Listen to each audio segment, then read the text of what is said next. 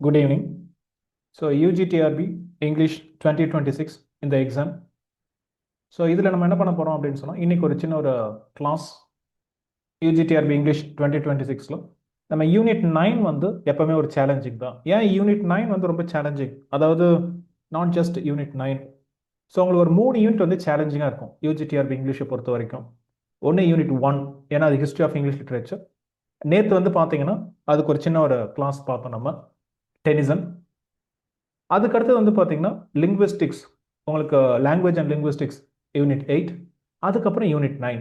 ஏன் யூனிட் 9 அப்படிங்கிறப்போ இது வந்து ஒரு ஸ்பெசிஃபிக் டெக்ஸ்ட் வந்து கொடுக்கல. அதாவது உங்களுக்கு கிரிட்டிக்ஸ் பேர் தான் கொடுத்துருக்காங்களே தவிர என்ன டெக்ஸ்ட் படிக்கணும்னு கொடுக்கல. ஆனால் கண்டிப்பாக சிட்னி பேர் கொடுத்துருக்காங்க. அப்போ சிட்னி அப்படின்னு சொன்னாலே நம்மளுக்கு ஆஸ் அ கிரிட்டிக் நம்மளுக்கு வந்து இந்த எஸ்ஸே தான் போயாகணும், and apology for poetry. So அப்போ இன்னைக்கு கிளாஸ் நம்ம என்ன பண்ண போகிறோம் அப்படின்னு சொன்னால் சிட்னியோட அண்ட் அப்பாலஜி ஃபார் போயட்ரி. இதை வரி வரியாக நீங்கள் படிக்கணும்னு அவசியம் கிடையாது. ஏன்னா உங்களுக்கு வந்து டெக்ஸ்ட் வந்து ப்ரிஸ்கிரைப் பண்ணியிருந்தால் தான் அதை அப்படி படிக்க வேண்டியிருக்கும். ஸோ இங்கே வந்து ஜென்ரலாக வந்து சிட்னி அப்படிங்கிற ஒரு பேர் தான் கொடுத்துருக்காங்க, அவரோட கான்ட்ரிபியூஷன் கேட்டிருக்காங்க. அப்போது அப்பாலஜி ஃபார் போயட்ரியில் இருக்கிற முக்கியமான பாயிண்ட்ஸை நீங்கள் படிச்சுக்கிட்டாலே போதும். இதை உட்காந்து தயவுசெய்து நீங்கள் வந்து பார்த்தீங்கன்னா லைன் பை லைன் இந்த எஸ்ஸே எடுத்து படிக்கணும்னு அவசியம் கிடையாது. இது பெரிய எஸ்ஸே இது.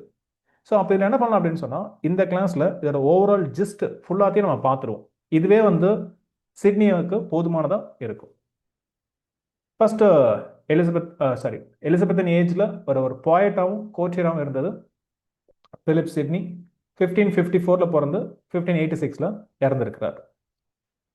இப்போ இந்த எஸ்ஸே வரதுக்கு முன்னாடி என்ன நடந்துச்சு அப்படின்னா, ஸ்டீஃபன் காசன் அவர் என்ன பண்றாரு அப்படின்னு சொன்னா கவிதையை திட்டுற மாதிரி த ஸ்கூல் ஆஃப் அபியூஸ் அப்படின்னு கவிதையை சொல்றாரு. கவிதை மட்டும் கிடையாது, சில முக்கியமான ஆர்ட்.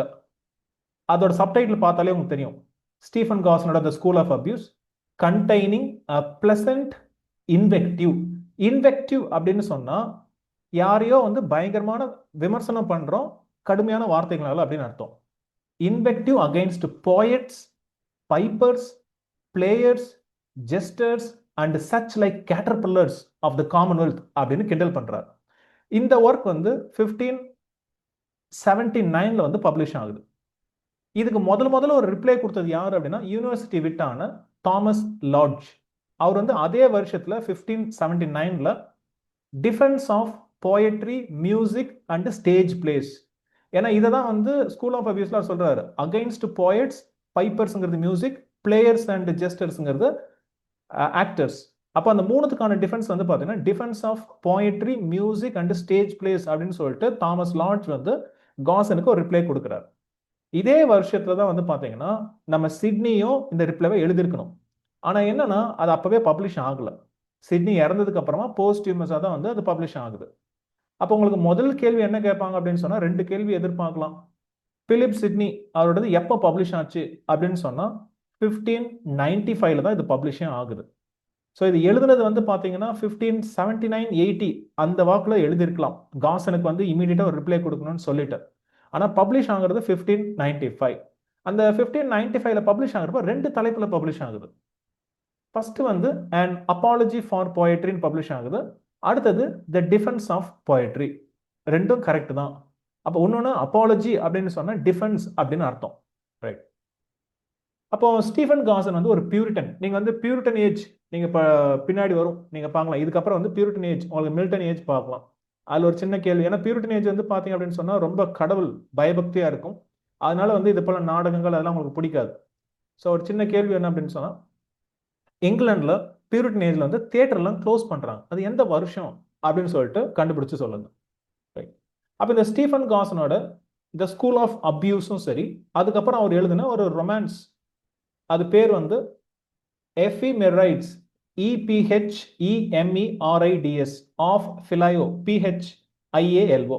இந்த 2 ஒர்க்கையும் வேணுனே வந்து பாத்தீங்கன்னா ஸ்டீஃபன் காசன் யாருக்கு டெடிகேட் பண்றாருன்னா சிட்னிக்கு தான் டெடிகேட் பண்றாரு. அதனாலதான் சிட்னிக்கு கோவமோ என்னவோ அந்த ரிப்ளை எழுதியிருக்காரு. ஆனா அவர் இறந்ததுக்கு அப்புறமா 1595 அது பப்ளிஷ் ஆகும். இப்போ இந்த கிளாஸ் நம்ம என்ன பண்ண போறோம் அப்படின்னு சொல்லிட்டு ரொம்ப பிரீஃபா ஒரு எக்ஸாம் பாயிண்ட் ஆஃப் வியூல நம்ம UGTRBக்கு எக்ஸாமுக்கு என்ன தேவையோ, ஈவன் இந்த கிளாஸ் வந்து இன்னும் பல காம்படிட்டிவ் எக்ஸாமுக்கு யூஸ்ஃபுல்லா இருக்கும். நெட்டா இருந்தாலும் செட்டா இருந்தாலும் சரி, ஏன் பல TRB எக்ஸாம்ஸ்க்கு ஒருவேளை சிட்னி இருந்ததுன்னா இந்த கிளாஸை நீங்க பார்க்கலாம். இதோட ஜிஸ்ட் வந்து கொஞ்சம் கொஞ்சமாக பார்ப்போம். ஃபர்ஸ்ட் வந்து சிட்னியோட வேலை என்னன்னா போயட்ரி வந்து டிஃபெண்ட் பண்ணணும். அப்போ அவர் என்ன சொல்றாரு, உலகத்துல நீங்க எங்கனாலும் போங்க, எந்த கலாச்சாரத்தை எடுத்துக்கிட்டாலும் அதுல கவிதை தான் வந்து முதல்ல வந்து the first light giver to ignorance. அதாவது எழுத்து வடிவம் வந்ததுக்கு அப்புறம் இலக்கியம் வர்றப்ப வந்து பாத்தீங்கன்னா எந்த ஒரு கலாச்சாரத்தையும் கவிதை தான் முதல்ல வருது. அப்போ அவரு சில கலாச்சாரத்தை சொல்றாரு. ஃபர்ஸ்ட் வந்து த கிரீக்ல பாத்தீங்கன்னா சில முக்கியமான எபிக் போயட்ஸ், மிசேயஸ், MUSAUS இல்ல ஹோமர், அப்புறம் இன்னொரு முக்கியமான ஒரு எபிக் போயட் வந்து ஹெசியாட், HESIOD. நீங்க இட்டாலியன் அங்க போனீங்கன்னா டான்டே அவரோட டிவைன் காமெடி, பொக்காஷியோ, டெக்கமெரான், பெட்ராக், உங்களுக்கு வந்து பாத்தீங்கன்னா இந்த சானட் அதெல்லாம் அவர்கிட்ட தான் எடுக்கிறோம். அப்படியே இங்கிலீஷ்க்கு வந்தீங்க அப்படின்னு சொன்னா சாசர், கோவர். அப்ப எங்க போனாலும் ஒரு முதல் வடிவம் ஒரு ஆர்ட் ஃபார்ம் அப்படிங்கிறப்ப அது கவிதை தான். கவிதை மூலமா தான் வந்து இக்னரன்ஸ் அறியாமை ஒழிக்கப்படுது அப்படின்னு சொல்லிட்டு முதல்ல ஒரு பாயிண்ட் அங்க வைக்கிறார். அடுத்து எந்தெந்த கலாச்சாரத்துல இந்த கவிஞருக்கு என்னென்ன பேர் இருந்துச்சு அது வந்து அடுத்த கட்டம். இந்த ரோமன்ஸ் அவங்க வந்து இந்த பாயிண்ட் என்னன்னு கூப்பிடுறாங்க, வேட்ஸ், VATES. வேட்ஸ்னா யாரு, ஒரு டிவைனர் இல்ல ஃபோர்சியர் இல்ல ப்ராஃபட், ஒரு தீர்க்க தரிசி, அதாவது வரப்போறத முன்கூட்டியே அறிஞ்சு சொல்பவர், அவர் தான் வந்து டிவைனர் அப்படின்னு சொல்றோம். இல்ல மறைமுகமா இருக்கிறத நம்மளுக்கு வெளிச்சம் போட்டு காட்டுபவர். அப்போ டிவைனர் அப்படிங்கிறது வந்து பாத்தீங்கன்னா வாட்டர் டிவைனர் அப்படின்னு ஒரு ஃப்ரேஸ் இருக்கு, ஈவன் ஒரு படம் கூட இருக்கு. என்ன அப்படின்னு சொன்னா இப்ப நம்ம ஊர்ல பார்க்கலாம், அதாவது வந்து இப்போ ஒரு கிணறு தோண்ட போறோம் அப்படின்னு சொன்னா அந்த காலத்துல நீங்க படங்கள்ல பார்த்துருக்கலாம், இதே போல V ஷேப்ல ஒரு குச்சை ஒருத்தர் கையில வச்சிருப்பாரு, அதை வந்து சுத்திக்கிட்டே போவாரு. ஒரு பர்டிகுலர் இடத்துல வந்து பாத்தீங்கன்னா அவர் அண்டர்லையிங்ல வந்து கீழே பூமி கடியில தண்ணி ஓடுற அந்த மூலத்தை வந்து கண்டுபிடிப்பார், சோர்ஸ். அந்த இடத்துல இந்த குச்சை குத்திக்கிட்டு இல்ல தேங்காய் கையில வச்சிருப்பாங்க, அந்த இடத்துல கிணறு தோண்ட சொல்லுவாங்க, சோ தட் அந்த கிணறு வந்து என்னைக்குமே வத்தாது, அந்த ஊற்று இருக்கும் அப்படின்னு சொல்லிட்டு. அப்போ அவ்வளவு அடியில வந்து தண்ணீர் போகிறது வந்து அவங்க கண்டுபிடிக்கிறாங்க, அதான் வாட்டர் டிவைனர். அதே போலதான் கவிஞன், மத்தவங்க கண்ணுக்கு புலப்படாதது வந்து தெரிஞ்சு சொல்றவன் தான் வந்து வேட்ஸ் அப்படின்னு சொல்லிட்டு ரோமன்ஸ் வந்து போயட் வந்து வேட்ஸ் அப்படின்னு சொல்றாங்க. அடுத்தது த கிரீக்ஸ், அவங்க வந்து போயட் என்ன சொல்றாங்கன்னா போயன், POIEIN அப்படின்னா டு மேக், படைப்பாளி. இல்லாத ஒண்ணு வந்து பாத்தீங்கன்னா உருவாக்குறோம். இந்த வார்த்தையில தான் இங்கிலீஷ்ல போயட் அப்படிங்கிற வார்த்தை வருது. அப்போ போயட் அப்படின்னு சொன்னா இங்கிலீஷ்ல மேக்கர், படைப்பாளி அப்படின்னு அர்த்தம். அப்ப இந்த படைப்பாளி என்ன பண்றான், இந்த படைப்பாளி உலகத்துல இருக்கிற அப்படியே ரெப்ரசன்ட் மட்டும் பண்ணல, அது வந்து தன்னோட கற்பனை மூலமா வேற ஒரு உலகத்தையும் அவன் கிரியேட் பண்றான். அதனால சிட்னி என்ன சொல்றாரு, only the poet lifted up with the vigor of his own invention doth grow in effect into another nature. இந்த இயற்கை இன்ஸ்பிரேஷனை வச்சுக்கிட்டு இன்னொரு உலகத்தை, பேரல் உலகத்தை வந்து தன்னோட கவிதையில படைக்கிறான். அந்த உலகம் இதை விட பெர்ஃபெக்டா இருக்குங்கிறாரு. ஏன்னா இந்த உலகத்துக்கு நாசமாகலாம், ஆனா அவன் கவிதை வந்து என்னைக்குமே வந்து பாத்தீங்கன்னா உலகத்துக்கு வந்து ஒரு நெறிமுறையை சொல்லி கொடுத்துட்டே இருக்கும். In making things either better than nature brings forth, her world is brazen, the poets only deliver golden. அதாவது இந்த ராவா இருக்கக்கூடிய உலகம் வந்து ரொம்ப பிரேசன், பிராஸ், ரொம்ப வந்து ராவா இருக்கு, அதை வந்து தங்கமா ஒரு தங்க உலகமா மாத்தி கொடுக்கிறது கவிஞன் தான் அப்படின்னு சொல்லிட்டு பிரைஸ் பண்றாரு சிட்னி. தென் அப்படியே வந்து பாத்தீங்கன்னா போயட்டிக் தியரிஸ்குள்ள போறாரு. அவர் வந்து கவிதை என்னன்னு சொல்றாரு, போயசி therefore is an art of imitation. ஆனா இந்த ஐடியா வந்து சிட்னி இது கிடையாது. இதை ஏற்கனவே யார் சொல்லியிருக்கா அப்படின்னு சொன்னா அரிஸ்டாட்டில். உங்களுக்கு UGTRB பொறுத்த வரைக்கும் இதே யூனிட்ல, யூனிட் 9ல அரிஸ்டாட்டில் அப்படிங்கிற பேரும் இருக்கு. அப்ப அரிஸ்டாட்டில் அப்படிங்கிறப்ப நீங்க வந்து போயட்டிக்ஸ் அப்படிங்கிற ஒர்க்கையும் நீங்க படிச்சாகணும். அதுல வந்து அரிஸ்டாட்டிலோட டெஃபினேஷன் என்ன, கவிதைங்கிறது இமிட்டேஷன், மிமெசிஸ் அப்படிங்கிற ஒரு வார்த்தையை வந்து அவர் பயன்படுத்துறாரு, MIMESIS. இதை முதல்ல பயன்படுத்தினது யாருன்னா பிளாட்டோ, அரிஸ்டாட்டிலோட குரு. ஆனா பிளாட்டோவை பொறுத்த வரைக்கும் மிமெசிஸ் அப்படிங்கிறது ஒரு தாழ்வான வார்த்தை, ஒரு டீக்ரேடிங். இமிட்டேஷன் அப்படிங்கிறது ஒரு புவர் இமிட்டேஷன், இயற்கையோட 2-3 மடங்கு தூரத்தில் இருக்கக்கூடியதான் கவிதை. இட் இஸ் ரிமூவ்டு, அதாவது ஃபார் ரிமூவ் ஃப்ரம் ரியாலிட்டி அப்படின்னு அவரு சொன்னார். ஆனா அவரோட சிஷ்யப்புள்ள அரிஸ்டாட்டில் வந்து பாத்தீங்கன்னா அந்த டேர்முக்கு வேற ஒரு அர்த்தம் கொடுக்கிறார்.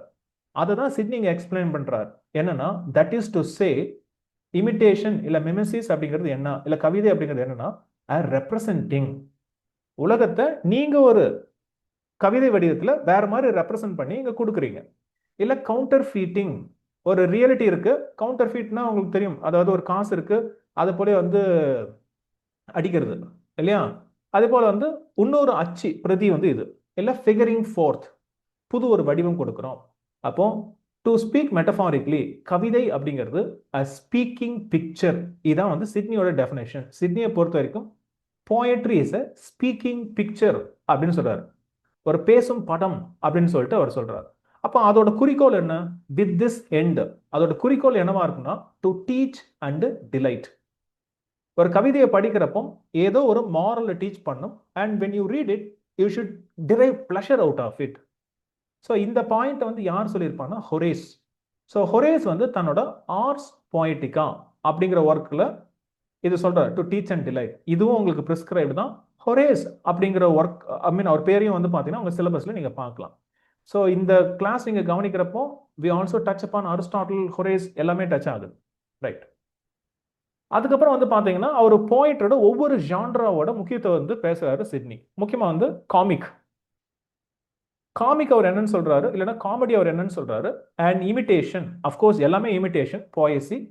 காமெடி வந்து is an imitation of the common errors of our life. நம்ம அன்றாட வாழ்க்கையில நம்ம முட்டாள்தனமா சில பண்ற விஷயங்கள், நம்மளுடைய டிசிஷன்ஸ், அது வந்து நகை, எள்ளி நகையாடுறாங்க, மற்றவங்க கிண்டல் பண்றாங்க, அதை தான் வந்து இந்த காமெடி பண்ணுது. நம்ம பண்ற முட்டாள்தனத்தை, நக்கலும் நையாண்டியும் நம்மளுக்கு வந்து சுட்டி காட்டுது. அப்போ he represented in the most ridiculous and scornful manner. அப்போ இதை பண்றதுனால என்ன ஆகுது? இந்த காமெடியோட பர்பஸ் என்ன? It acts as a great foil. ஃபாயில்னா நம்மளுக்கு எதை வெளிச்சம் போட்டு காட்டணுமோ அதை காமிக்கிறதுக்காக இருக்கிறதா ஃபாயில் அப்படின்னு சொல்றோம். எதை நம்மளுக்கு காட்டுதுன்னா to perceive the beauty of virtue. நல்ல குணங்களை வந்து நம்மளுக்கு காமிக்கிறதுக்காக தான் இந்த காமெடி வந்து இதே போல வந்து அதாவது ஃபில்தினஸ் ஆஃப் ஈவில் அதெல்லாம் காமிச்சு இப்படிலாம் இருக்கக்கூடாதுடா, இப்படி ஆகணும் அப்படின்னு சொல்லிட்டு இந்த காமெடி பண்ணுது. இது வந்து நீங்க கேள்வி எதிர்பார்க்கலாம். சிட்னி அதுக்கப்புறம் என்ன பண்றாரு? கவிதையோட 3 ஜெனரல் கைண்ட்ஸ் ஆஃப் போயட்ரி, கவிதையோட 3 முக்கியமான வடிவத்தை வந்து பேசுறாரு. ஒன்னு வந்து ஸ்பிரிச்சுவல். ஸ்பிரிச்சுவல் அப்படிங்கிறது பக்தி இலக்கியம் அப்படின்னு சொல்லலாம். அவர் என்ன சொல்றாரு? எந்த ஒரு கலாச்சாரத்திலும் கவிதையில முதல்ல வந்தது வந்து ஸ்பிரிச்சுவல் லிட்ரேச்சர், அதாவது பக்தி இலக்கியம். கடவுளை பத்தியான பாடலாக தான் இருக்கணும். அதாவது டிவைன், அபவுட் காட், அது வந்து ஸ்பிரிச்சுவல். ரெண்டாவது தத்துவம், பிலசாபிக்கல், இல்ல லாஜிக், தாட், சிந்தனையை பத்தி இருக்கும். மூணாவது அவர் என்ன சொல்றாரு? இமேஜினேட்டிவ். இதுதான் ப்ராப்பரான கவிதை. இதுதான் அவர் என்ன சொல்றாரு? ரைட் போயட்ஸ், இல்லைன்னா இன்வென்ஷன் அப்படின்னு அவர் சொல்றாரு. ஆக்சுவலா சிட்னி யூஸ் பண்றது இன்வென்ஷன். நான் வந்து உங்களுக்கு இமேஜினேட்டிவ் கொடுத்துருக்கிறேன். அப்ப இதுதான் அவர் என்னன்னு சொல்றாரு? போயட்ரி ஸ்ட்ரிக்ட்லி ஸ்பீக்கிங் இதுதான் இமேஜினேட்டிவ், இல்ல இன்வென்ஷன் தான் கவிதை. ஏன்னா இன்வென்ஷன் அப்படிங்கிறப்போ யூ கிரியேட் சம்திங் நியூ, அதுதான் வந்து கவிதை. அப்போ 3 ஜெனரல் டைப்ஸ், இதை வந்து ஞாபகம் வச்சுக்கோங்க. சிட்னி சொன்னது ஸ்பிரிச்சுவல், பிலசாபிக்கல், இமேஜினேட்டிவ். அடுத்தது என்ன பண்றாரு? இதுல இருக்கக்கூடிய ஸ்பெஷல் கைண்ட்ஸ் ஆஃப் போயட்ரி, மொத்தம் வந்து 8 வகை. அது ஒவ்வொரு வகையை வந்து நம்ம டீட்டெயிலாக இங்க பார்க்கல. நம்ம என்ன பண்றோம்? அதோட ஜிஸ்ட்டை மட்டும் பார்ப்போம். ஃபர்ஸ்ட் சிட்னி என்ன கேட்கிறாரு? இந்த கவிதையை பத்தி பல பேர் திட்டுறாங்க இல்லையா, எதுக்கு நீங்க திட்டுறீங்க? உங்களுக்கு ஏன் வலிக்குது? அவர் என்ன கேட்கிறாரு? Is it the pastoral poem which is misliked, for which can show the misery of people under hard lords and ravening soldiers? அவர் என்ன கேட்கிறார்? pastoral poem. pastoral அப்படிங்கிறது வந்து இந்த கிராமத்து புறத்தை மையமா வச்சுக்கிட்டு எழுதப்படுகிற ஒரு கவிதை வகை. அப்ப இந்த கவிதையில வந்து முக்கியமா வந்து பாத்தீங்கன்னா இந்த ஷெப்பர்ட்ஸ், ஆடு மாடு மேய்ப்பவர்கள், அவங்களோட வாழ்க்கை, அவங்க இருக்கக்கூடிய காதல், அது பத்திலாம் வந்து இது பேசுது. அது மட்டும் இல்லாம அவங்களோட துன்பத்தையும் பேசுது. இதே போல கிராமப்புறத்துல ஒரு முதலாளி இருப்பான், ஹார்ட் லார்டு. அவனுக்கு அடியில வந்து பாத்தீங்கன்னா எவ்வளவு பேரும் துன்பப்படுறாங்க. அப்ப இதை பத்தி இந்த கவிதை டீட்டெயில்டா பேசுது. இல்லைன்னா ரேவனிங் சோல்ஜர்ஸ், போருக்கு போகும்போது இந்த போர் வீரர்கள் வந்து எப்படி வந்து இந்த மக்கள் கிட்ட இருந்து, உழைக்கும் வர்க்க கிட்ட இருந்து சுரண்டுறாங்க. அப்போ இந்த கவிதையை நீங்க வெறுக்கணும். இந்த கவிதை நல்லதுதானே பேசுது அப்படிங்கிறார். இல்ல உங்களுக்கு வேற என்ன கவிதை பிடிக்கல, இது பிடிக்கல அப்படின்னு அடுத்த கட்டத்துக்கு போறார். ரெண்டாவது type, is it the lamenting elegiac which in a kind heart would move rather pity than blame? அப்போ எலிஜி, நம்மளுக்கு இங்கிலீஷ்ல பார்த்தீங்கன்னா ஏகப்பட்ட எலிஜி இருக்கு. இப்போ நேற்று கிளாஸ்ல பார்த்தீங்கன்னா டென்னிஸனோட இன்மெமோரியம் பார்த்தோம் இல்லையா? அது வந்து தன்னோட ஃப்ரெண்டு ஆத்தர் ஹென்ரி ஹாலத்துக்காக அவர் எழுதுறாரு இல்லையா? அதே போல வந்து லிசிடஸ், மில்டனோட லிசிடஸ் இருக்கு, இல்ல ஷெல்லியோட அடோனியா இருக்கு. அப்ப எலிஜி வந்து யாராட்டும் இறந்துட்டா அவங்களோட இறந்தற்பா இல்லையா, பிடி, ஒரு கருணைய காமிக்கிற மாதிரி. இறந்தவர் வந்து நல்லபடியா போட்டோம் அப்படிங்கிறவாரு. அப்ப இந்த கவிதை உங்களுக்கு பிடிக்கலையா, எந்த கவிதை உங்களுக்கு பிடிக்கல அப்படின்னு சொல்லிட்டு கேட்கிறார். அடுத்தது, is it the bitter and wholesome iambic who rubs the galled mind in making shame the trumpet of villainy with bold and open crying out against naughtiness. அதாவது குற்றங்குறைகளை தம்பட்டம் போட்டு காட்டக்கூடிய அயாம்பிக் அப்படிங்கிற கவிதை வகைகள் உங்களுக்கு பிடிக்கலையா?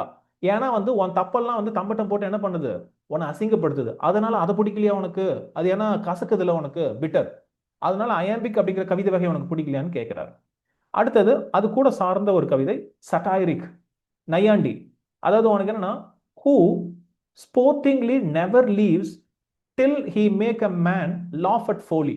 சட்டாயரோட முக்கியமான விஷயம் அப்படின்னு சொன்னா, நம்ம முட்டாள்தனை பார்த்து நாமளே வந்து சி என்னடா இப்படி பண்ணிட்டுமே அப்படின்னு சிரிக்க வைக்குது. நம்மளே வந்து ஒரு நிமிஷம் பார்த்து நம்மளை பார்த்து சிரிச்சுக்கிறோம்.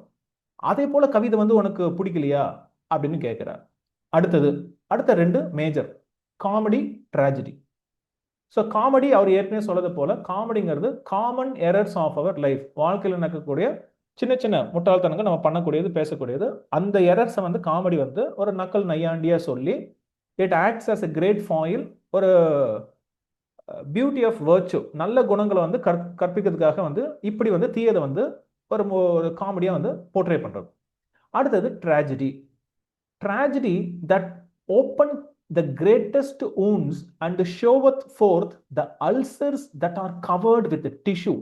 அதாவது சில புண்ணு வந்து பார்த்தீங்கன்னா உள்ள இருந்துகிட்டே இருக்கும், வெளியே வந்து ஒரு மாதிரி இருக்கும். அதை பிச்சு அந்த புண்ணை கிளீன் பண்ணாதான் அது வந்து காயம் மருந்து போட்டதான் ஆறும். அதே போல ட்ராஜடி, வலி உள்ள வந்து பார்த்தீங்கன்னா உள்ள இருந்துகிட்டே இருக்கும். அந்த அல்சரை கிளீன் பண்ற மாதிரி நம்மளை வந்து பர்கேஷன், இதுவும் வந்து உங்களுக்கு கேள்வி வரலாம். உங்களுக்கு வந்து பார்த்தீங்கன்னா அரிஸ்டாட்டிலோட போய்டிக்ஸ் பிரிஸ்கிரைப்டு, இந்த சென்ஸ் போய்டிக்ஸ் அவங்க மென்ஷன் பண்ணல, அரிஸ்டாட்டிலோட பேர் இருக்கு. ஸோ அரிஸ்டாட்டில் வந்து இதுக்கு ஒரு பேர் சொல்லுவார், எதாவது தெரியுமா? அது வந்து பிட்டி அண்ட் ஃபியர். அதாவது நீங்க நாடகத்தை பார்க்குறப்போ, ட்ராஜடியை பார்க்குறப்போ அது வந்து பர்கேஷன் இல்லை பியூரிஃபிகேஷன் அப்படின்னு சொல்றோம். What is the technical term used by Aristotle, அவருக்கு என்ன சொல்றாரு அப்படின்னு சொல்லிட்டு நீங்க கமெண்ட் செக்ஷன்ல போடலாம். சரி, அடுத்த ரெண்டு, மொத்தம் 8ல் வந்து இப்போ 6 முடிச்சிட்டோம். 7வது லிரிக். ஃபர்ஸ்ட் வந்து ஏன் லிரிக்னு சொல்றோம்? லிரிக் அப்படிங்கிறது வந்து கவிதையை வந்து இசை கூட சேர்ந்து பாடுறதுக்காக எழுதப்படுறதா லிரிக். அதனால தான் இன்னைக்கு வந்து லிரிசிஸ்ட் அப்படின்னு சொல்றோம். ஸோ லிரிக் அப்படிங்கிறப்போ the most displeases who with tuned lyre. Lyre அப்படிங்கிற ஒரு மியூசிக் அந்த இன்ஸ்ட்ருமெண்ட்டோட சேர்ந்து அது கவிதை மாதிரி பாடணும், அதான் வந்து லிரிக். அப்போ அது எதுக்காக வச்சிருக்காங்க அப்படின்னு சொன்னா, இந்த வகை த ரிவார்ட் ஆஃப் வர்ச்சு, நல்ல குணங்களை நீங்க வந்து பறைசாற்றுறப்போ அதுக்கு கிடைக்கக்கூடியது பத்தி, நல்லதை பத்தி அது பேசுது. கடைசியா 8வது அவர் பேசுறது ஹெரோயிக்கல். ஹெரோயிக்கல் அப்படின்னா எபிக் போயட்ரி. அப்போ நீங்க வந்து எந்த ஒரு இலக்கியம் எடுத்துக்கிட்டாலும் அவர் என்ன சொல்றாரு, இந்த ஹெரோயிக்கல் தான் வந்து the best and most accomplished kind of poetry. கவிதையிலே வந்து ரொம்ப பெஸ்ட் அண்ட் அக்கம்ப்ளிஷ்னா இதுதான். ஏன் அப்படின்னு சொன்னா, இதுதான் வந்து இட் இன்ஸ்ட்ரக்ட்ஸ் த மைண்ட். நல்லது கெட்டதை எடுத்து சொல்லக்கூடியது தான் வந்து எபிக். அது நம்ம ஊர் கண்ணகியா இருந்தாலும் சரி, ஸோ அவங்க ஊர்ல வந்து இலியட் அண்ட் ஓடிசியா இருந்தாலும் சரி, அது வந்து நம்மளை வந்து நெறிப்படுத்துது. அதனாலதான் வந்து ஹெரோயிக்கல் இல்ல எபிக் போயட்ரி வந்து சிட்னி வந்து the best and the most accomplished kind of போயட்ரின்னு சொல்றாரு. இதுக்கப்புறம் அப்படியே சிட்னி எங்க போறாருன்னா, ஒரு கவிஞனுக்கு சேலஞ்ச் பண்ற மாதிரி 2 பேர் இருக்கிறாங்க, பிரின்சிபல் சேலஞ்சர்ஸ். ஒன்னு வந்து பிலாசபர், ஒன்னு வந்து ஹிஸ்டாரியன். அப்போ பிலாசபர் வந்து பாத்தீங்கன்னா she gives the percept, PRCEPT, தத்துவத்தை எப்பா இதுதான் அப்படின்னு சுருக்கமா சொல்றாங்க. ஆனா என்ன பிரச்சனை, இது மக்களுக்கு போய் சேராது. thorny arguments, so hard of utterance and so misty to be conceived, his knowledge abstract and general. ஒரு தத்துவவாதி அவன் சொல்ற தத்துவம் வந்து பாத்தீங்கன்னா சாதாரண பாமர மக்களுக்கு போய் நேரடியாக சேரம் எடுக்குது. ஆல்மோஸ்ட் நம்ம ஊர்ல கமலஹாசன் பேசுவதை போலவே இருக்கும். அவர் ஏதோ ஒன்று சொல்ல வர்றாரு, கடவுள் இல்லைன்னு சொல்லல, ஆனா இருந்தா நல்லா இருக்குன்னு சொல்றேன் அப்படிங்கிற மாதிரி வந்து பார்த்தோன்னா ஒரு புதிர் மாதிரியே பேச வேண்டியது. இதான் பிலாசபர். அடுத்தது historian. Historian gives the example. அவர் வந்து எடுத்துக்காட்டு கொடுப்பார். இதே போல 1900 அதுன்னு சொல்லிட்டு ஒரு இதை கொடுத்தா, இதே போல எந்தெந்த ஈவெண்ட்லாம் வரலாற்றில் நடந்திருக்கு அப்படின்னு சொல்லிட்டு எடுத்துக்காட்டு கொடுக்கக்கூடியவர் வந்து ஹிஸ்டாரியன். அப்போ ஹிஸ்டாரியன் வந்து so tied to the particular truth of things. அவரால் சுயமா வந்து பார்த்தீங்கன்னா ஒன்று கொடுக்கல, அவர் வந்து வரலாற்று நடந்ததுக்கு வரலாற்றுக்கு கட்டுப்பட்டவர் தான் வந்து அந்த ஹிஸ்டாரியன், ரைட்? அப்போ இவங்க 2 பேர் வந்து சொல்றது மக்களுக்கு அவ்வளோ சீக்கிரத்தில் போய் சேர நடக்குது. ஆனா த பியர்லெஸ் போயட், பியர்லெஸ் அப்படிங்கிறப்ப அவருக்கு ஈடு இணை யாரும் கிடையாது. அப்ப அந்த ஒரு கவிஞன் என்ன பண்றான், கப்பிள்ஸ் த ஜெனரல் நோஷன், அவன் பிலாசபர் சொல்லக்கூடிய அந்த நெறிமுறைகளை, நீதியை வந்து சுருக்கமா சொல்லக்கூடியது ஜெனரல் நோஷனையும் வித் த பர்டிகுலர் எக்ஸாம்பிள், சில எடுத்துக்காட்டையும் கவிதை வடிவில், கதை வடிவில் நம்மளுக்கு கொடுக்குறாங்க. அதனால இது மக்களுக்கு சாதாரணமா போய் பார்த்தீங்கன்னா சேருது. ரைட்? அப்போ அரிஸ்டாட்டில் சொல்வதை போல நாலேஜ் வேற, ஆக்ஷன் வேற. GNOSIS, நாசிஸ் அப்படின்னா நாலேஜ், அறிவு மட்டும் போதாது, அது செயல்பாட்டில் எடுத்துட்டு வரணும். பிராக்சிஸ், PRAXIS, பிராக்சிஸ்னா ஆக்ஷன். அப்போ அந்த ஆக்ஷன்ல ஈடுபடுறது யாருன்னா கவிஞன். அப்போ அந்த கவிஞன் தான் வந்து ராஜா. அப்போ சிட்னி வந்து போய்ட்னு சொல்றாரு, the poet is the monarch. இவங்க 3 பேர்ல. ஏன் அப்படின்னு சொன்னா, the philosopher teaches but obscurely so as the learned only can understand him. படிச்சவனுக்கு தான் புரியும், மற்றவனுக்கு புரியாது பிலாசபர் பேசுறது. ரைட்டா? பட் poet அப்படி கிடையாது. The poet is the food for the tenderest stomachs. The poet is indeed the right popular philosopher. ஏன்னா சாதாரண பாமர மக்களுக்கும் ஜீரணம் ஆகிற மாதிரி, புரியுற மாதிரி வந்து பார்த்தீங்கன்னா அவர் எடுத்து கொடுப்பாரு. இவரோட உணவை வந்து யாருனாலும் ஈஸியாக டைஜஸ்ட் பண்ணலாம். So poet is the food for the tenderest stomach. அதனால வந்து poet is the right popular philosopher. Popular இருந்ததுன்னா மக்களிடையே சேரக்கூடிய ஒரு பிலாசபர். ஸோ ஒரு சின்ன எடுத்துக்காட்டு பார்த்தீங்கன்னா ஏசாப்ஸ் டேல்ஸ், AESOP. ஏசாப் அப்படிங்கிற ஒரு ஆக்சுவலாக வந்து ஒரு ஸ்லேவ், அவன் அடிமை. அவன் எழுதின கதைகள் வந்து பார்த்தீங்கன்னா இன்னைக்கு எல்லாருக்கும் வந்து தெரியும். இன்னைக்கு வந்து அந்த முயல் ஆமை கதை வந்து பார்த்தீங்கன்னா எல்லாருக்கும் தெரியும், ஃபேபிள் இல்லையா? ஒரு நீதி நியாயத்தை யாருனாலும் வந்து அந்த கதை மூலமா தெரிஞ்சுக்கலாம். இப்படிதான் வந்து கவிஞர்கள் யாருக்கும் சேர்ற மாதிரி வந்து எழுதுறாங்க. அதனால போயிட்டு தான் வந்து மொனார்க். அப்போ இன்னொருத்தன் நம்மளுக்கு வந்து ஒரு பக்கம் பிலாசபர், இன்னொருத்தர் ஹிஸ்டாரியன் இல்லையா? அப்போ historian is captive to the truth of foolish world. இந்த உலகத்துல நடக்கிறத மட்டும்தான் அவரால் பேச முடியும், data. Even poet excels history, history மட்டும் இல்லாம நம்மளுக்கு வந்து நெறிமுறைகளும் அடுத்த கட்டத்துக்கு கூட்டி போறாரு. அப்போ பொதுவா வந்து ஏன் இது மாதிரி வெறுக்கிறாங்க, அதாவது போயட் ஹேட்டர்ஸ், அதுக்கு வந்து சிட்னி வந்து ஒரு வார்த்தை இங்க கொடுக்குறாரு, மிசோ மௌசி, MISOMOUSOI. மிசோ அப்படின்னாலே ஹேட் அப்படின்னு அர்த்தம். இப்போ மிசோ ஜினி இல்ல மிசோஜினிஸ்ட் அப்படின்னா பெண்களை வெறுப்பவர், இல்ல மிஸ் ஆந்த்ரோப் அப்படின்னா மனித குலத்தை வெறுப்பவர்னு அர்த்தம். ஸோ மிசோனா ஹேட்டர். அப்போ மிசோ மௌசினா போயட் ஹேட்டர்ஸ். இவங்க ஏன் வந்து வெறுக்கிறாங்கன்னா இது இருக்கும். சில சமயம் வந்து பார்த்தீங்கன்னா நான் பெரியவன் அப்படின்னு காமிச்சிக்கிறது மற்றவங்களை திட்டுவாங்க. மற்றவங்க திட்டுறதுனால வந்து பார்த்தீங்கன்னா இவங்களை 4 பேர் பார்ப்பாங்க. அதே போல இருக்கிறது தான் இவனுங்க. அதாவது that kind of people who seek a praise by dispraising others. மற்றவனை இவர் திட்டா இருப்பா, இவர் பெரிய ஆளு அப்படிங்கிற மாதிரி வந்து அவங்க வந்து பேரை வாங்கிட்டு போறாங்க. அவங்க தான் வந்து இந்த போயட் ஹேட்டர்ஸ், மிசோமோசி அப்படின்னு சொல்லிட்டு சிட்னி சொல்றாரு. சரி, அப்புறம் முக்கியமான செக்ஷனுக்கு வரும். இந்த அப்பாலஜி ஃபார் போயட்ல பல குற்றச்சாட்டுகள் வைக்கப்படுது கவிதைக்கு அகைன்ஸ்டா. அதுல முதல் குற்றச்சாட்டு, கவிதை படிக்கிறது வேஸ்ட் ஆஃப் டைம், வெட்டி வேலை, கவிதையை படிச்சு ஒரு பிரோஜனமும் இல்லை, அது ஒரு வெட்டி வேலை அப்படின்னு சொல்லிட்டு முதல் குற்றச்சாட்டை வைக்கிறாங்க. இப்போ சிட்னியோட டிஃபென்ஸ், ஏன்னா இந்த ஒட்டுமொத்த எஸ்ஸேவும் அதான டிஃபென்ஸ் ஆஃப் போயட்ரி. அவர் என்ன சொல்றாரு, no learning is so good as that which teacheth and moveth to virtue. எந்த ஒரு வேலையும் மற்றதால பண்ண முடியாத இந்த கவிதை பண்ணுது. என்ன அப்படின்னு சொன்னா, இது நம்மளுக்கு நல்ல குணங்களை கத்துக் கொடுக்குது அண்ட் அதை நோக்கி பயணம் பண்றதுக்கு நம்மளை வந்து வற்புறுத்துது. டீச்சத் அண்ட் மூவத் டு வர்ச்சு. இது வந்து எல்லாரும் பண்ண முடியாது, கவிதை பண்ணுது. இது வாழ்க்கைக்கு அத்தியாவசியம் தான். இது வந்து வேஸ்ட் ஆஃப் டைம்லாம் கிடையாது. நீ எவ்வளோ படிச்சும் வந்து பார்த்தீங்கன்னா உன்னோட ரிலேஷன்ஷிப்லையோ உன்னோட வாழ்க்கையில நீ நல்லவனா இல்லைன்னா எவனோ அவன் கூட இருக்க மாட்டான். அப்போ அதை வந்து இது கற்றுக் கொடுக்குது. இது வந்து டைம் வேஸ்ட்லாம் கிடையாது, you are learning for life அப்படின்னு சொல்லிட்டு முதல் டிஃபென்ஸை வைக்கிறார். ரெண்டாவது டிஃபென்ஸ், அதாவது ரெண்டாவது குற்றச்சாட்டு, சார்ஜ் நம்பர் 2 என்னன்னா, கவிதை வந்து த மதர் ஆஃப் லைஸ், பொய்யின் பிறப்பிடமே கவிதை தான். இதுதான் குற்றச்சாட்டு. இதுக்கு வந்து சிட்னி சொல்றாரு, என்னை காட்ட கவிஞன் வந்து நான் உண்மை சொல்றேன்னு சொல்லியிருக்கிறானா, நான் உண்மை சொல்றேன்பா அப்படின்னு அவன் கிளைம் பண்ணி பொய் சொன்னா அவனை வந்து நீங்க திட்டலாம். அவன் தான் சொல்றான் இது கற்பனைன்னு, அப்புறம் எதுக்கு நீ அதுல போய் உண்மையை தேடுற? உன் பிரச்சனை, நீ உன் பிரச்சனை தூக்கி அவன் தலையில கட்டாத. அப்போ the poet is the least liar. ஏன் அப்படின்னு சொன்னா, he nothing affirms and therefore never lieth. அவனை உண்மையை சொல்றான்னு கிளைம் பண்ணல, அப்புறம் எப்படி பொய் சொல்றது ஆகும் அப்படின்னு சொல்லிட்டு அவரோட டிஃபென்ஸை இங்க வைக்கிறார். So in poesy looking but for fiction. நீ கவிதையில ஏன் உண்மையை தேடுற? கவிதை அப்படிங்கிறது ஒரு கற்பனை. They shall use the narrative but as an imaginative ground plot of a profitable invention. அப்போ கற்பனை மூலமா வந்து ஒரு என்டர்டெய்னிங்கா வந்து ஒரு வேல்யூ வந்து நம்ம கற்றுக் கொடுக்குறாங்க. அதுதான் கவிஞனோட வேலை. அதனால அவன் பொய்யெல்லாம் சொல்லல, அவன் பொய்யன் அல்ல, லயர் இல்ல அப்படின்னு சொல்லிட்டு டிஃபெண்ட் பண்றார். Charge number 3, the nurse of abuse. அதாவது கவிதை வந்து அபியூஸ் பண்ணுது, மனிதனோட மூளையை வந்து மழுங்க செய்யக்கூடிய வேலையை வந்து அது பார்க்குது. அப்போ ஏன் அப்படின்னு சொன்னா, கவிதை வந்து சின்ஃபுல் ஃபேன்சிஸ், அதோட கற்பனை வந்து பார்த்தீங்கன்னா நம்மளை சிந்திக்க விடாம, ரேஷனலா திங்க் பண்ண விடாம ஒரு உலகத்துக்கு கூட்டி போயிட்டு நம்மளை முட்டாள்கள் ஆக்கிடுது அப்படின்னு சொல்றாங்க. அதுக்கு இவர் சொல்றாரு, தம்பி எதை எப்படி யூஸ் பண்ணணும், அதாவது ஒரு பாய்சன் இருக்கு, விஷம் இருக்குன்னு சொன்னா அதை அளவா எடுத்தா அதே நஞ்சு வந்து பாத்தீங்கன்னா உங்களுக்கு வந்து அனெக்டோடா விஷம் முறிவாகவும் பயன்படும், மெடிசனா பயன்படும். அது எப்படி பயன்படுத்தினா பொறுத்து இருக்கு. அதே போலதான் இங்க வந்து கவிதையை நீ தப்பா பயன்படுத்திட்டு அதுக்கு மேல பழிபடக்கூடாது.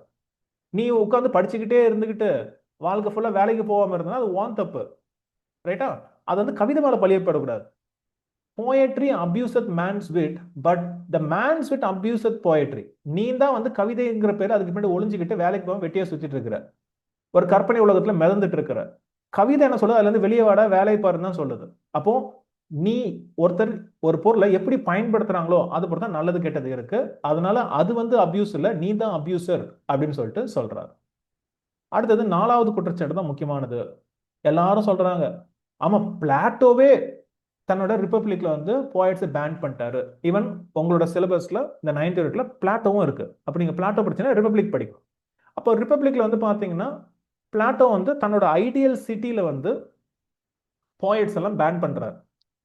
ஓகே, ஈவன் ஒரு கேள்வி என்னன்னா, அந்த ஐடியல் சிட்டியோட பேர் என்ன, அந்த யூட்டோப்பியோட பேர் என்னன்னு சொல்லுங்க. ஆனா பிளாட்டோ வந்து எல்லாரையும் பேன் பண்ணல. இதுதான் வந்து சிட்னியோட டிஃபென்ஸ். அதாவது அப்போ இருந்த போயட்ஸ், அதாவது Plato found fault that the poets of his time, அவரோட காலகட்டத்தில் இருந்த சில கவிஞர்கள் வந்து கடவுள் நிந்தனை, wrong opinions of the gods, கடவுளை தப்பா போர்ட்ரே பண்றது, இந்த யூத்தை கரெக்ட் பண்ற மாதிரியான ஐடியாஸ்லாம் அதுக்குள்ள இருக்கு. அதனால அந்த கவிஞர்களை தன்னோட ஐடியல் சிட்டில பேன் பண்ணார், ரைட்டா? அதனால வந்து எல்லா போயட்ஸையும் வந்து எல்லா காலத்திலையும் வந்து அவர் பேன் பண்ண நம்மளால சொல்ல முடியாது. ஈவன் அதே பிளாட்டோ அந்த ரிப்பப்ளிக்ல அவர் சொல்ற வர நீதி நியாயங்களை கதை மூலமா தான் சொல்றாரு. அதனால அவரே ஒரு கவிஞர் தான். Since of all philosophers he is the most poetical அப்படின்னு சிட்னி வந்து சொல்றார். அது மட்டும் இல்ல, in his dialogue called Ion, ION அப்படிங்கிற புத்தகத்துல இதே பிளாட்டோ இந்த கவிஞர்களுக்கு ஒரு பாராட்டு பட்டம் வந்து வாசிக்கிறார். இவங்க வந்து ஒரு தெய்வ சக்தி இருக்கு, அருள் இருக்கு, இல்ல கவிதை எல்லாருக்கும் வராதே அப்படின்னு அவர் சொல்றாரு. எந்த பிளாட்டோ வந்து கவிஞர்களை திட்டினான்னு நீங்க சொல்றீங்களோ அதே பிளாட்டோ அவரோட இன்னொரு ஒர்க்ல வந்து பிரைஸ் பண்றாரு. அதனால Plato is not our adversary. அட்வர்சரினா எனிமி, எங்களோட எனிமி கிடையாது. அந்த பிளாட்டோ தான் எங்களோட பேட்ரன், ரைட்டா? எங்களோட தானிய தலைவனே வந்து பார்த்தோன்னா பேட்ரன் வந்து பிளாட்டோ அப்படின்னு சொல்லிட்டு பிளேட்டை மாத்துறாரு நம்ம சிட்னி. ஸோ இப்படிதான் வந்து ஒவ்வொரு சார்ஜையும் வந்து உடைக்கிறாரு சிட்னி. ஸோ நம்ம சம்மப் பண்ணணும் அப்படின்னு சொன்னா, போயசி அப்படிங்கிறது வர்ச்சு பிரீடிங் டிலைட்னஸ். அதாவது ஹொரேஸ் சொன்ன டு டீச் அண்ட் டிலைட். அதாவது வர்ச்சுவ நல்ல குணங்களை வந்து பாத்தீங்கன்னா ஒரு சுவாரஸ்யமா வந்து பாத்தீங்கன்னா நம்மளுக்கு கற்றுக் கொடுக்கக்கூடிய ஒரு இடம் தான் கவிதை. அதுக்கப்புறம் வந்து பாத்தீங்கன்னா கவிதைக்கு அகைன்ஸ்டா வைக்கக்கூடிய குற்றச்சாட்டுகள், the blames laid against it are either false or feeble. ஒன்னு பொய்யா இருக்கு, அப்படி இல்லைன்னா ரொம்ப வீக்கான குற்றச்சாட்டா இருக்கு அப்படின்னு சொல்லிட்டு அதுக்கப்புறம் இங்கிலாந்துக்கு வராரு. இங்கிலாந்துல ஏன் இன்னைக்கு கவிதையோட தரம் கீழே போயிருக்கு அவர்? ஏன்னா the fault of poet apes not poets. உண்மையான கவிஞர்கள்ல கவிதை எழுத தெரியாத சில அரைகுறைகள் ரொம்ப இருக்கு, போயட் ஏப்ஸ். அந்த அரைகுறைகள்னால தான் வந்து என்ன ஆகுதுன்னா கவிதையோட தரம் வந்து இன்னைக்கு ரொம்ப கம்மியாயிடுச்சு. அதுக்கப்புறம் கடைசி என்ன சொல்றாரு, lastly our tongue is most fit to honour poesy. அப்புறம் என்ன சொல்றாரு, ஆங்கில மொழி வந்து கவிதை எழுதுறதுக்கு ஒரு முக்கியமான ஒரு மொழி, ஃபிட் டு ஹானர் அப்படின்னு சொல்லிட்டு அவர் பிரைஸ் பண்றாரு. அப்படியே இங்கிலாந்துக்குள்ள போறாரு. இங்கிலாந்துல கவிதையோட ஸ்டேட்டஸ் நீங்க சொல்றாரு. அதாவது England the mother of excellent minds should be grown so hard a stepmother to poets. ஆனா இன்னைக்கு வந்து பாத்தீங்கன்னா கவிஞர்களுக்கு ஒரு அந்நிய தாயா தான் இருக்கு, மதர் போல இல்ல, ஸ்டெப் மதர் போல இருக்கு. கவிதையோட தரம் குறைந்து விட்டது. இருந்தாலும் வந்து பாத்தீங்கன்னா சிட்னி வந்து யாரை பிரைஸ் பண்றாரு? Chaucer. Chaucer undoubtedly did excellently in his Troilus and Cressida. அதாவது ட்ராய்லஸ் அண்ட் கிரெசடா அப்படிங்கிற ஒர்க்ல வந்து சாசர் வந்து அந்த அளவுக்கு தெளிவா எழுதியிருக்கிறாரு. he in that misty time could see so clearly. அதாவது கவிதையோட தொடக்க காலகட்டத்திலே வந்து பாத்தீங்கன்னா மிஸ்டி சரியா வந்து ஒண்ணு யாரும் வந்து பாத்தீங்கன்னா ஒரு லீட் கொடுக்கல. அப்பவே வந்து ரொம்ப தெளிவான பார்வை கொண்டவர் வந்து சாசர் அப்படின்னு புகழ்றாரு. முக்கியமா ட்ராய்லஸ் அண்ட் கிரெசடா. இதே போல இது வந்து உங்களுக்கு கேள்வியா வரலாம். ஒரு உள்ள இருந்து கேள்விப்பட்டா, உள்ள இருந்து கேள்வி வந்துடுச்சுன்னா. அதே போல சில முக்கியமான போயம்ஸ் வந்து அவர் பிரைஸ் பண்றாரு. மிரர் ஆஃப் மெஜிஸ்ட்ரேட்ஸ், அதுக்கப்புறம் ஏர்ல் ஆஃப் சரே அவரோட லிரிக்ஸ், அதுக்கப்புறம் வந்து பாத்தீங்கன்னா ஸ்பென்சரோட ஷெப்பர்ட்ஸ் கேலண்டர், இதெல்லாம் வந்து அவர் பிரைஸ் பண்றாரு Sydney.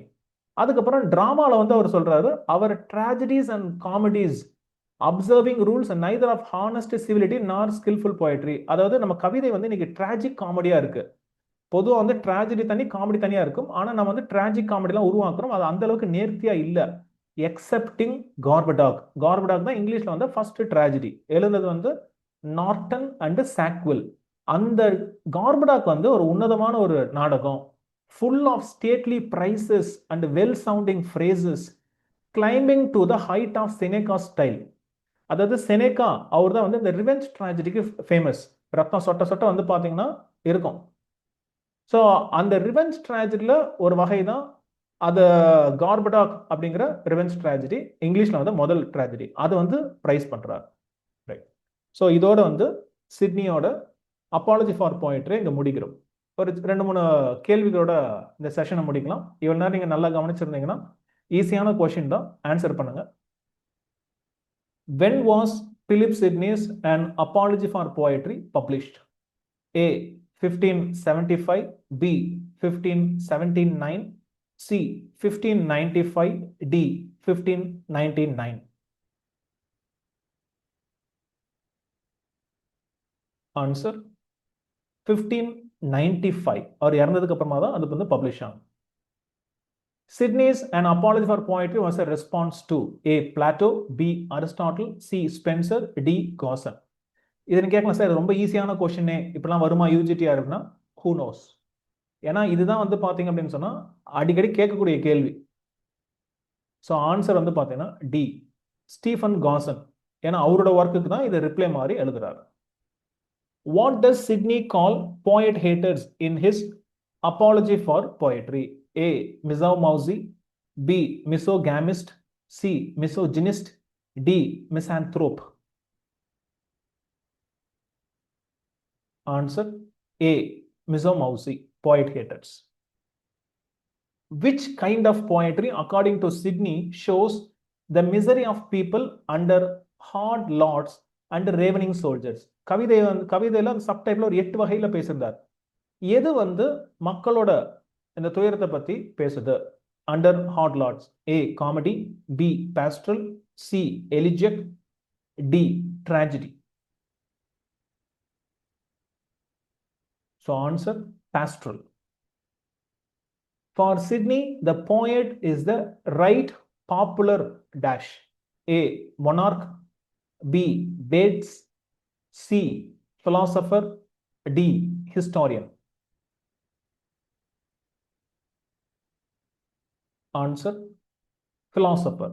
So poet is the right popular philosopher. Right. So இதோட முடிக்கிறோம். ப்ரொஃபஸர் அகாடமி இந்த யூஜிடிஆர்பி 2026 நடக்கிற இந்த பரீட்சைக்கு வந்து புது கோர்ஸ் ஒன்று ஆஃபர் பண்ணுறோம். அதாவது நியூ பேட்ச் கிளாஸஸ் வந்து பார்த்தீங்கன்னா 10th மார்ச்லேருந்து ஆரம்பிக்குது. ஜாயின் பண்ணுறவங்க 7070701005 இல்லை 5க்கு பதிலாக கடைசியில் 9 போட்டோம் கால் பண்ணி பார்க்கலாம். இல்லை இந்த ஸ்க்ரீனில் தெரியல யூஆர் கோட், இதை நீங்கள் ஸ்கேன் பண்ணி கூட வந்து பார்த்தீங்கன்னா கோர்ஸில் ஜாயின் பண்ணலாம். சரியா? So all the best. So நான் ஏற்கனவே சொல்ல போகிறேன், அகாடமியில் ஜாயின் பண்ண ஃபர்ஸ்ட் வந்து இந்த 3 யூனிட் நீங்கள் தனியாக படிக்கிறவங்களும் சரி ஜாயின் பண்ணியும் படிங்க. We make it simple. இதை வந்து நீங்களா போய் தனியாக படித்து கஷ்டப்படுறது போல அகாடமியில் இருப்போம். இது போல லிட்டரரி கிரிட்டிசிசம் இல்லை தியரி, உங்களுக்கு வந்து லிங்குவிஸ்டிக்ஸ், ஹெல், இதுதான் வந்து ரொம்ப சேலஞ்சிங்காக இருக்கும். அதுக்கப்புறம் நாவல், ட்ராமா அண்ட் சில ப்ரோஸ் பீசஸ்லாம். ஸோ இதெல்லாம் வந்து சாதாரணமாக வந்து நம்ம பார்க்கலாம். ரைட்? ஸோ நம்மளோட ரிசல்ட்ஸ் லாஸ்ட் இயரில் வந்து யூஜிடிஆர்பிலையும் சரி பிஜிடிஆர்பிலையும் சரி அந்த ரிசல்ட்ஸே வந்து ப்ரொஃபஸர் அகாடமி பற்றி பேசும். சரி, ஆல் தி பெஸ்ட். கோர்ஸில் ஜாயின் பண்ணுங்க, கிளாஸில் பார்க்கலாம்.